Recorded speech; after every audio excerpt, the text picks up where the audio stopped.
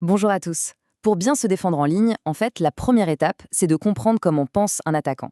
Alors aujourd'hui, on va ouvrir ensemble ce fameux manuel du pirate pour décortiquer ses stratégies les plus courantes et surtout pour voir comment on peut les contrer. C'est parti. On a tous ce réflexe de se dire tant que je ne clique pas sur un truc bizarre, ça va. Mais c'est une idée reçue et elle est super dangereuse. Et si on se pose la question, si une simple visite sur une page web, une page qui a l'air tout à fait normale, suffisait à infecter une machine, sans rien faire d'autre? Allez, on commence avec la technique la plus sournoise du manuel. C'est l'attaque qui n'exige mais alors absolument aucune interaction. C'est notre premier chapitre et franchement, c'est sans doute le plus surprenant. Cette technique, elle a un nom, le drive-by download, ou si on veut le traduire, le téléchargement furtif. Le concept, il est à la fois simple et redoutable. Il suffit de visiter une page et c'est tout. Le piège, lui, il se referme tout seul, en arrière-plan. Mais alors, comment ça marche concrètement? Eh bien, le processus est complètement automatisé. D'abord, on arrive sur un site de confiance, un site qu'on connaît, mais qui a été piraté. Sans qu'on s'en aperçoive, le navigateur est redirigé en douce vers le serveur du pirate. Là, ce serveur, il va scanner la machine pour chercher des failles, des vulnérabilités. Et dès qu'il trouve une brèche, hop, il envoie un petit bout de code pour l'exploiter, et voilà, le virus s'installe. L'attaquant, lui, n'a plus qu'à attendre que quelqu'un visite la page. Le reste, ça se fait tout seul. Maintenant, voyons un peu comment les attaquants arrivent à transformer des outils web tout à fait légitimes en véritables armes. C'est tout un art de détourner ce qui nous semble normal. Prenons les iframes, par exemple. Normalement, c'est super pratique pour intégrer, disons, une vidéo sur un blog. Mais les pirates, eux, ils s'en servent comme de fenêtres invisibles. Ils vont insérer un iframe qui fait à peine un pixel de côté sur une page. Évidemment, personne ne le voit. Sauf que derrière, le navigateur, lui, il charge bien le contenu malveillant qui se cache dedans. Une autre astuce, c'est la redirection HTTP 302. Ça, c'est un code tout à fait standard qu'un serveur utilise pour dire « Attention, cette page a déménagé, la nouvelle adresse, c'est par là ».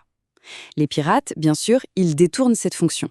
On clique sur un lien qui a l'air complètement anodin, mais le serveur piraté répond 302 et il envoie le navigateur directement et automatiquement dans la gueule du loup. Et là, on a une technique particulièrement rusée, le domain shadowing. Ici, le pirate ne s'attaque même pas au site principal, non. Il vole les identifiants du propriétaire du domaine et il crée, en toute discrétion, des sous-domaines. Le point crucial, c'est que les systèmes de sécurité, ils voient le domaine parent, ils lui font confiance et donc, ils laissent passer le sous-domaine malveillant. Le pirate peut alors opérer tranquillement, à l'ombre de la réputation de sa victime. Bon, on change de terrain de jeu. Si les sites web sont un champ de mine, la boîte de réception, elle, c'est un véritable champ de bataille. L'email, c'est une technologie qui a de l'âge et ses vulnérabilités sont encore très exploitées aujourd'hui.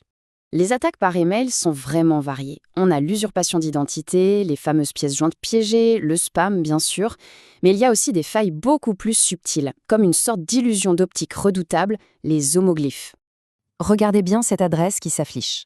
À première vue, tout semble normal, pas vrai? Google.com. Et pourtant, il y a un piège. Un piège que notre cerveau ne voit pas, mais que l'ordinateur, lui, il détecte parfaitement. Et voilà l'astuce. Le L de Google était en fait un I majuscule.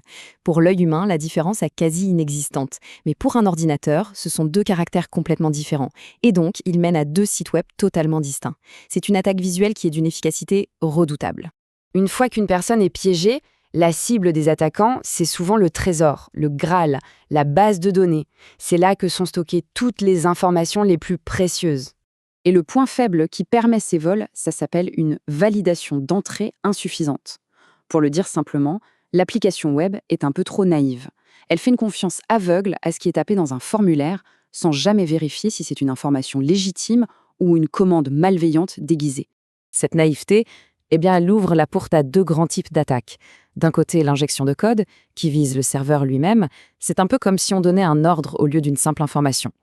De l'autre, l'injection SQL, qui, elle, s'attaque directement à la base de données. Elle va manipuler la requête pour, par exemple, pouvoir entrer son mot de passe.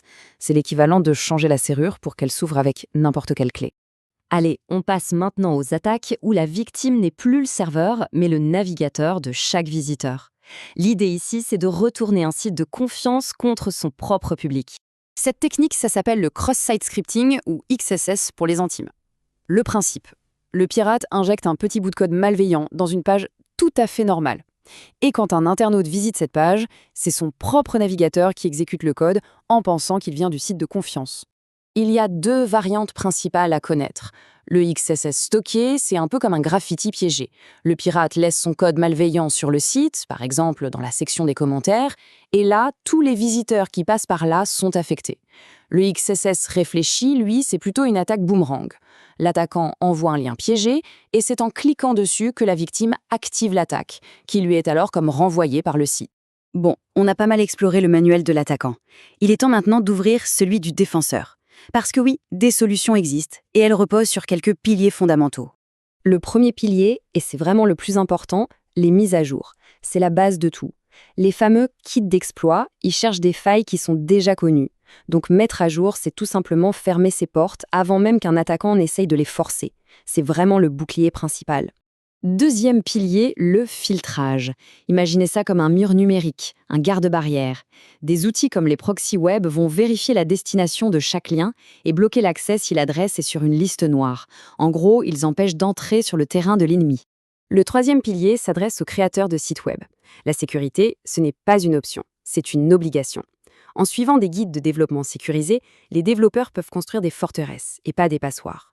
La meilleure des défenses, c'est encore de ne pas avoir de faille dès le départ. Et enfin, le quatrième pilier, qui est peut-être le plus crucial de tous, l'éducation. La technologie, elle ne peut pas tout faire. Quand un piège réussit à passer à travers tous les filtres, le dernier rempart, c'est le pare-feu humain.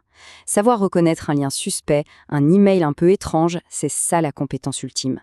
Voilà, le manuel est maintenant ouvert des deux côtés, celui de l'attaquant et celui du défenseur. La connaissance, c'est la toute première étape.